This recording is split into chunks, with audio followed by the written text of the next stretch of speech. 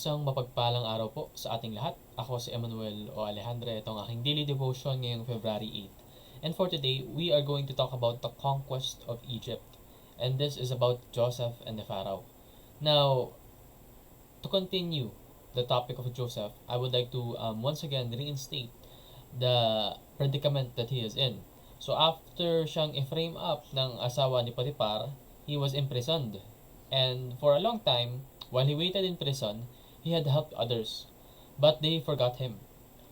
Ibig sabihin po nito, yung mga taong tinutulungan niya, pati dun sa prison, in terms of interpreting their dreams, ay kinalimutan siya. But when days turned into months, and months into years, it may have felt like God was silent.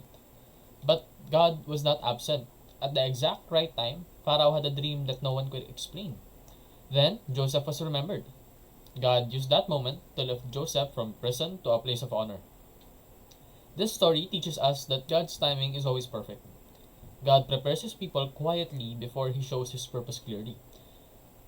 And Joseph's rise was not luck or skill alone. It was God keeping his promise. So, if you would like a bit more context, then I suggest you to read Genesis chapter 41. Nandito yung buong situation na kung saan wala nga nakapag-interpret doon sa dream ng Pharaoh, hanggang sa nakaalala yung chief cupbearer na meron nga palang tumulong sa akin sa presinto, nangangalan Joseph, na nag-interpret ng aking dreams. And yun, dinala ng mga kawal si Joseph papunta kay Pharaoh, and then Joseph, by the grace and power of God, interpreted Pharaoh's dream. Dito, makikita natin that God remembers the forgotten. Just as I have said earlier, yung mga tinulungan ni Joseph, kinalimutan siya. Kumbaga, nawala sa isip nila na yung taong tumulong sa kanila ay kailangan din ng tulong. But God prepares the one He promotes.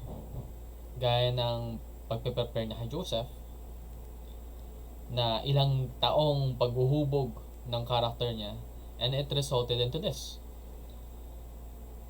Na kung saan, yes, the chief cupbearer did finally remember Joseph, and due to that, Joseph had now a position in the palace na kung saan nagbibigay sa kanya ng blessings.